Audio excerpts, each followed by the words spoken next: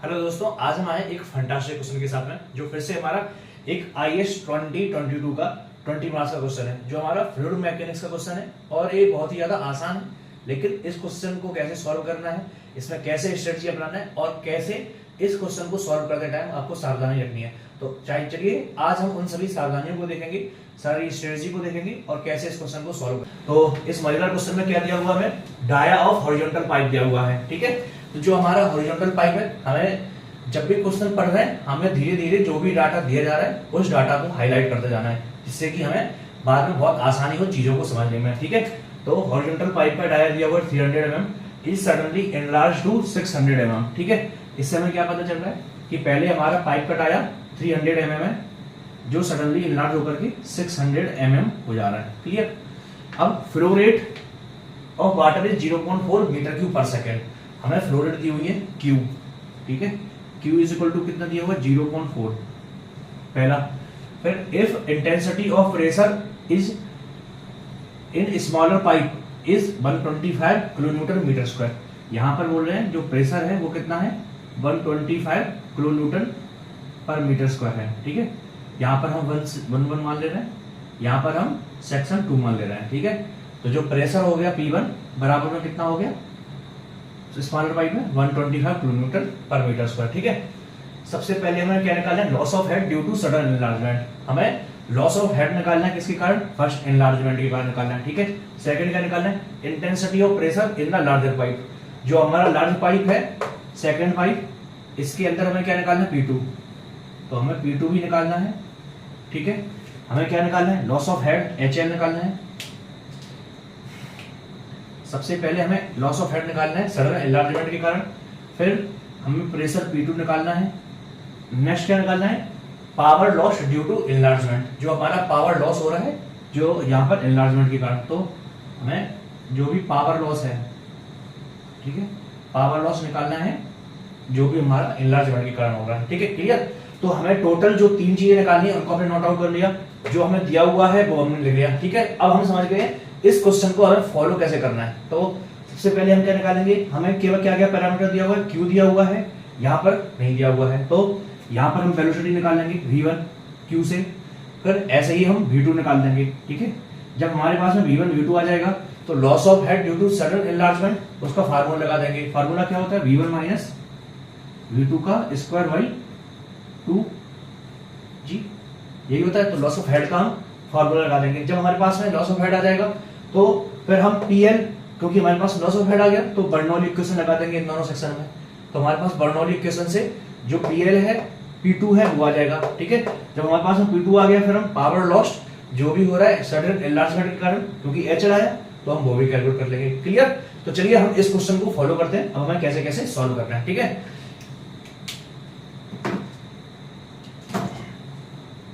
सबसे पहले हम क्या करेंगे, सबसे पहले हमें V1 और V2 निकालना होगा।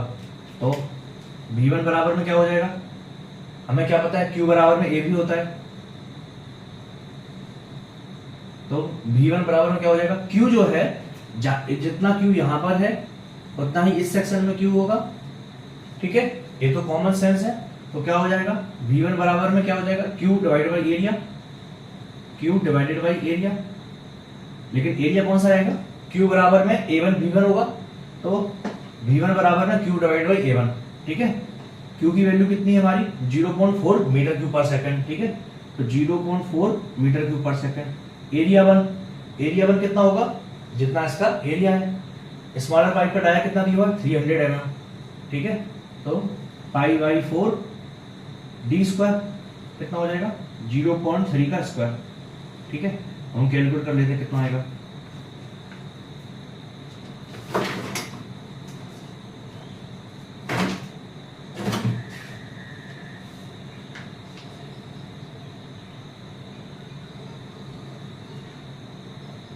जीरो 0.4 डिवाइडेड बाई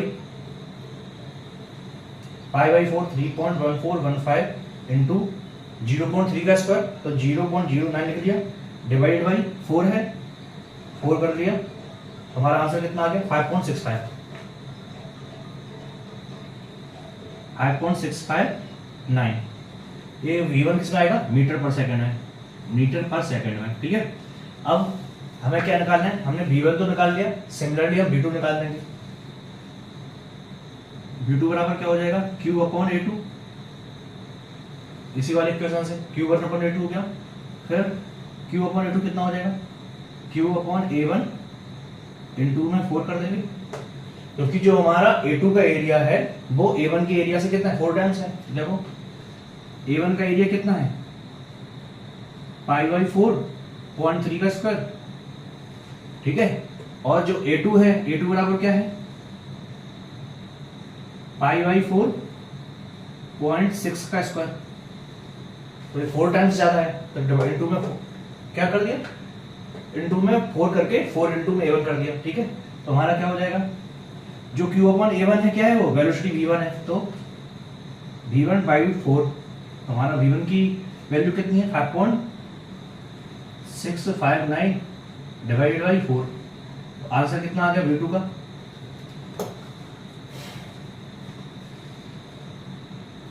1.415 क्या में आ गया, मीटर पर सेकंड, क्लियर। तो हमारे पास में V1 आ गया, V2 आ गया, ठीक है। इन दोनों की जरूरत हमें बार बार पड़ेगी, इसलिए हम इनको यहां पर लग लेते हैं।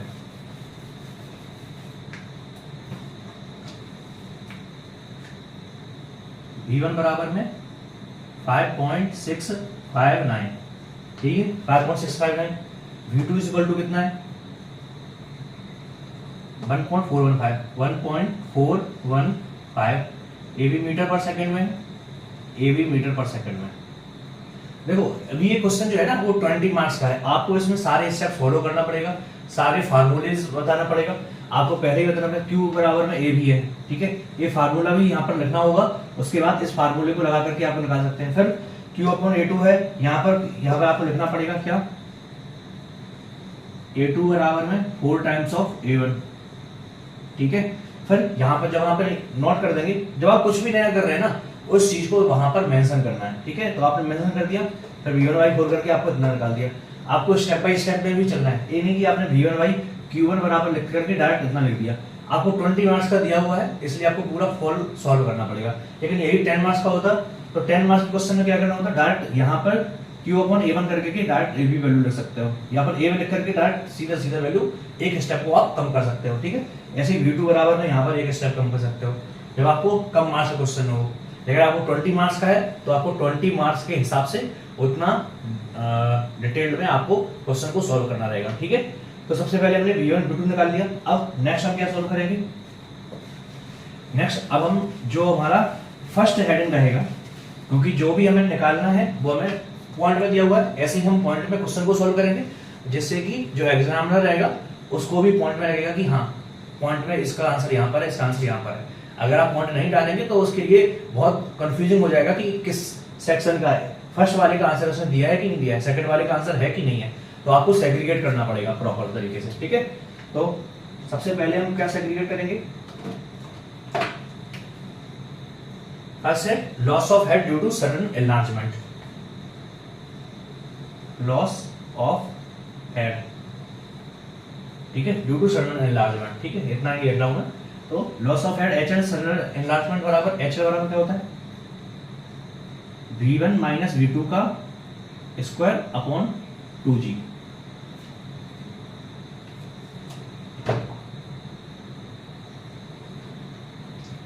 V1 माइनस V2 का स्क्वायर बाई 2G। तो एच बराबर में क्या हो जाएगा हमारा, ये हमारा फार्मूला है। H1 की वैल्यू कितनी है, V1 की वैल्यू 5.659 माइनस 1.415, तो 1.415 का स्क्वायर। तो जो हमारा V1 है उसमें V1 की वैल्यू रख देनी है, जो हमारा V2 है उसमें V2 की वैल्यू रख देनी है। स्क्वायर स्क्वायर लगा दिया, अपन 2G है तो हम नीचे 2G कर देंगे। अब फिर बस हमें कैलकुलेट करना है, तो loss of head due to sudden enlargement निकालना है। तो अब हम इसमें एक स्टेप और बढ़ा सकते हैं, इसका जो भी माइनस करना है वो यहाँ पर वैल्यू रख दो।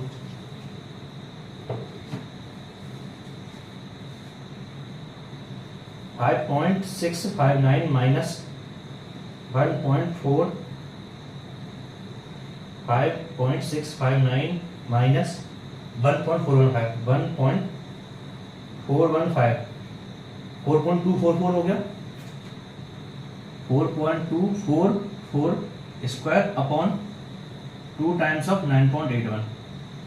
ठीक है, तो हम इसको आंसर यहाँ पर डायरेक्ट लिख देते हैं, स्क्वायर डिवाइडेड बाई 19.62। आंसर आ गया हमारा 0.918। कितना आ गया? 0.918। अभी एच एल है, लॉस ऑफ हेड है, किसमें होगा? मीटर में। तो एच एल बराबर में जो भी आपका आंसर हो गया इसको एक बॉक्स में जरूर लिख देना है, जिससे कि जब भी एग्जामिनर जांच रहा है उसको पहले ही आपने कहां पर सॉल्व किया, पहले तो उसको यहां से पता चल गया आपने यहां पे सॉल्व किया हुआ है।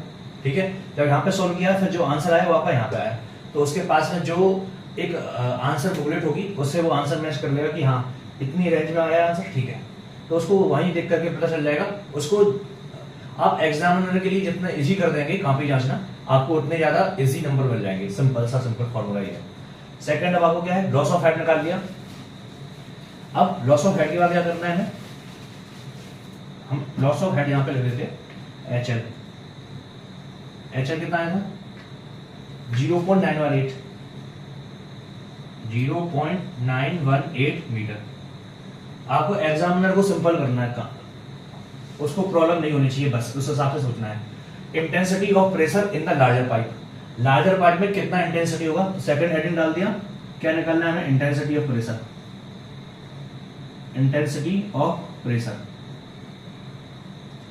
ठीक है, अब इंटेंसिटी ऑफ प्रेशर हम कैसे निकालेंगे? हम सबसे पहले क्या लगाएंगे? सेक्शन 1 और सेक्शन 2 में क्या लगाएंगे? हम बर्नौली इक्वेशन लगाएंगे। ठीक है, तो हम लगाएंगे बर्नौली इक्वेशन। बर्नौली इक्वेशन कहां पर? 1 और 2 के बीच में, 1 and 2। जब हमने बर्नौली इक्वेशन लगाया 1 और 2 के बीच में, तो होगा क्या? P1 by rho G plus V1 square by 2G plus Z1 बराबर में क्या हो जाएगा? P2 by rho G plus V2 square by 2G plus Z2। अब होगा क्या? हमें लॉस ऑफ हेड को भी काउंट करना है, तो प्लस एच एल, क्योंकि हम एच एल निकाल चुके हैं। और यहां पर कोई और पैरामीटर नहीं दिया हुआ है, केवल सडन एनलार्जमेंट को हाईलाइट किया हुआ है। अगर यहाँ पर कुछ और लॉस के लिए हमें बोलता या कुछ और लॉस के लिए भी बोलता, तब हम यहाँ पर उस एच एल में वो सारे लॉस को काउंट करना पड़ता। लेकिन यहाँ पर हमें केवल एच एल किसको काउंट करेंगे? केवल जो सडन एनलार्जमेंट के कारण हो रहा है। ठीक है, अभी यहाँ पे हॉरिजॉन्टल पाइप लिखा हुआ है। ठीक है, तो यहां पर हम एक एक चीज को मेंशन करके लिखेंगे। हॉरिजॉन्टल पाइप है, हॉरिजॉन्टल पाइप है तो क्या हो जाएगा? Z1 बराबर में Z2। क्लियर? अब V1 और V2 की वैल्यू हमें पता है, P1 की वैल्यू हमें पता है, P2 की वैल्यू नहीं पता हमें, और HL की वैल्यू जो है, HL की वैल्यू हमें पता है। यहां पर हमें काटना नहीं है एग्जाम में। ठीक है, तो यहाँ पर हमने Z1 बराबर Z2 कर दिया, तो नेक्स्ट स्टेप में जो लिखेंगे अब Z1 और Z2 नहीं आएगा हमारा। ठीक है, तो P1 बाई रो सी क्या हो जाएगा? P1 की वैल्यू कितनी है हमारी? 125 किलोमीटर, तो 125 किलोमीटर है, इसलिए 10 टू पावर 3 कर दिया अपॉन रो और जी। हमारा क्या है? हॉरिजॉन्टल पाइप में कहीं वाटर है। ठीक है, वाटर है तो क्या हो जाएगा? रो की वैल्यू 1000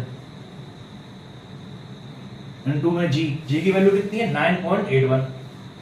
तो यहां पर ठीक है, plus V1 square by 2G, V1 की वैल्यू हमने निकाल ली है, कितना आ जाएगा? 5.659 square upon 2 times of 9.81। Clear? अब Z1 और Z2 तो हल चले गए, वही काट दिया। फिर क्या बचा हमारा? P2 बाई रो जी बचा, तो हमने यहाँ पे P2 बाई रो जी कर दिया। ठीक है, V2 स्क्वायर बाई 2G है, तो इसको मिटा देंगे, इसकी वैल्यू यहां पर लिख लेते हैं, V1 V2 और H1 की। तो V1 बराबर में कितना है हमारा? 5.659। V2 की वैल्यू कितनी है?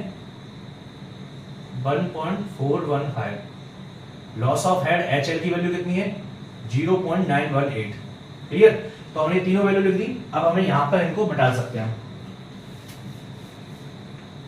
V2 बाई रो जी हो गया, plus V2 square by 2G। V2 कितना है हमारा? V2 हमने निकाला है 1.415, तो यहां पर लिख दिया 1.415 का स्क्वायर अपॉन 2g। अभी क्या हुआ, हमने Z1 बराबर Z2 कर लिया, तो HL भी हमने निकाला हुआ है, ये तो नहीं आएगा, HL आएगा डायरेक्ट।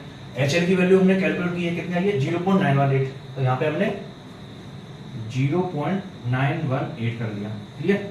अब हम इनकी वैल्यू इंडिविजुअली लिखते चले जाते हैं, इंडिविजुअली हर एक की वैल्यू लिखते चले जाते हैं। तो क्योंकि आपको 20 मार्क्स का दिया हुआ है, वरना अगर यही 10 मार्क्स का क्वेश्चन होता तो डायरेक्ट आप ऐड करके लिख देते, यहाँ पे इतना है, यहाँ पर इतना है। ठीक है, 125 इंटू में 1000 divided by 1000 divided by 9.81 value कितनी आई 12.74 प्लस इसकी वैल्यू कितनी आएगी 5.659 स्क्वायर डिवाइडेड बाई 19.62 हो जाएगा, 19.62 कितना आया answer 1.632 equal to P2 by OG को P2 बाई OG ही रहने देते हैं, प्लस कितना है 1.45 का स्क्वायर 1.415 स्क्वायर डिवाइड बाई 19.62 कितना आ गया 0.102 प्लस 0.918। क्लियर। तो हम यहां पर इन दोनों को ऐड कर देते हैं और यहां पर इन दोनों को ऐड कर देते हैं। ठीक है,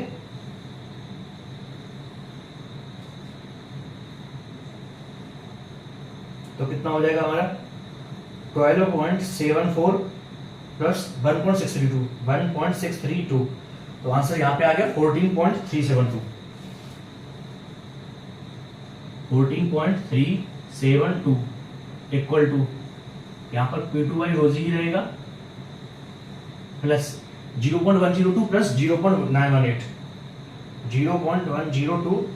प्लस 0.918 आंसर हो गया 1.02।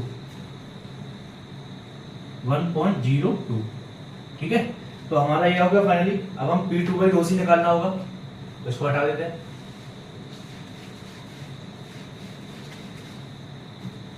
तो डायरेक्ट हम P2 बाई रोजी लिखेंगे। P2 बाई रोजी बराबर क्या हो जाएगा, इतने में से 1.02 हट जाएगा। तो ठीक है, तो वही हम इन दोनों को सब्ट्रैक्ट कर लेते हैं एक बार। ठीक है, कितना हो जाएगा 14.372 माइनस 1.02 जो वैल्यू आ गई कितनी आ गई 13.352। क्लियर। अब 13.352 आ गया। अब हम P2 की वैल्यू निकालेंगे। P2 बराबर में क्या हो जाएगा 13.352 इंटू में रो और इंटू में जी। ठीक है, तो P2 बराबर क्या हो जाएगा 13.352 रो को हमने 1000 लिया हुआ है तो इंटू में 10 टू पावर 3 कर देते हैं। ठीक है, और जी की वैल्यू कितनी है 9.81 तो इंटू में 9.81 कर देते हैं। ठीक है, हमारा आंसर कितना आ जाएगा इंटू 9.81 130.98 ये किस में आ जाएगा किलो पास्कल में आ जाएगा। तो हमने यहाँ पे किलो पास्कल कर दिया। ये क्या होगा P2। Clear.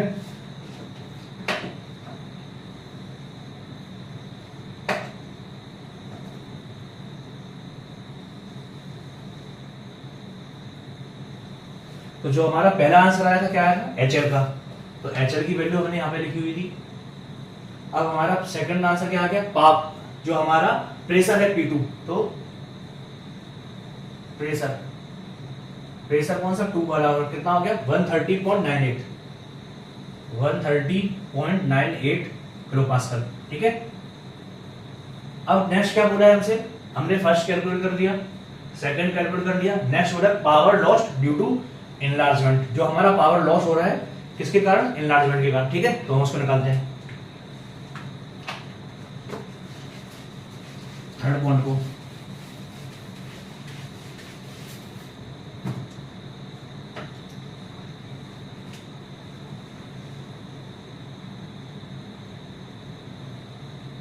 Power lost due to enlargement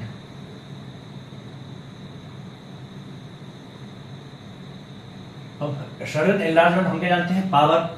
सबसे पहले हमें पावर का फार्मूला लिखना होगा, तो हम पावर का फार्मूला लिखेंगे।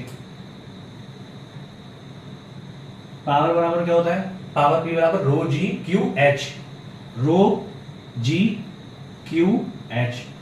अब हमें क्या निकालना है, लॉस्ट। लॉस्ट पावर क्या होगी, जो हमारा लॉस पावर निकालना है ना, पावर लॉस। तो पावर लॉस किसके कारण होगा, हमारा जो भी हमारा हेड लॉस हुआ होगा किसके कारण, सडन एनलार्जमेंट के कारण। ठीक है, तो जो सडन एनलार्जमेंट के कारण लॉस हुआ है हेड का, उसी के कारण जो भी पावर लॉस हुआ होगा वही होगा पावर लॉस। तो हम यहां पर लिखेंगे पावर लॉस बराबर में रो जी क्यू एच एल। ठीक है, अब हमें रो की वैल्यू पता, जी की वैल्यू पता, क्यू की वैल्यू पता, एच एल की वैल्यू पता, वो सारी वैल्यू हमें ऐसे रख देना है। ठीक है, तो हम यहां पर लिखते हैं पावर लॉस बराबर में, पावर लॉस बराबर रो की वैल्यू 1000 इंटू जी की वैल्यू 9.81, क्यू की वैल्यू हमें दी हुई है, कितना दी हुई है, फ्लो रेट 0.4 मीटर क्यूब पर सेकंड। ठीक है, तो हमने क्यूब में कितना कर दिया, 0.4 मीटर क्यूब पर सेकंड। एच एल की वैल्यू कितनी दी हुई है, 0.918, तो यहां पर आ गया 0.918। अब हमने मल्टीप्लाई कर दिया इनका,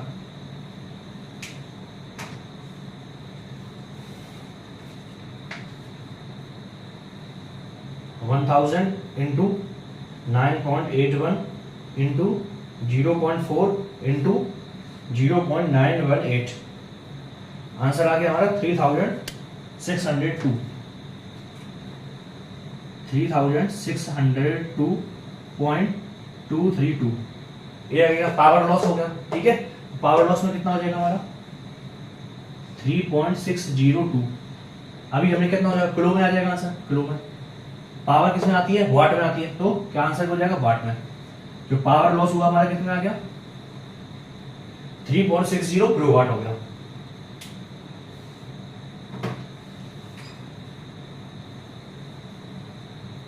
फिर जो अब जब आपने तीनों सेक्शन सॉल्व कर लिए, हर सेक्शन के आंसर ऐसे लिख दिए, फिर नीचे फाइनली जो आंसर हैं उनको एक बार बस नीचे लिखना है ना, जो भी आंसर हमारे में, फर्स्ट का आंसर, सेकंड का आंसर और थर्ड का आंसर, बस आपका पूरा का पूरा क्वेश्चन हो गया।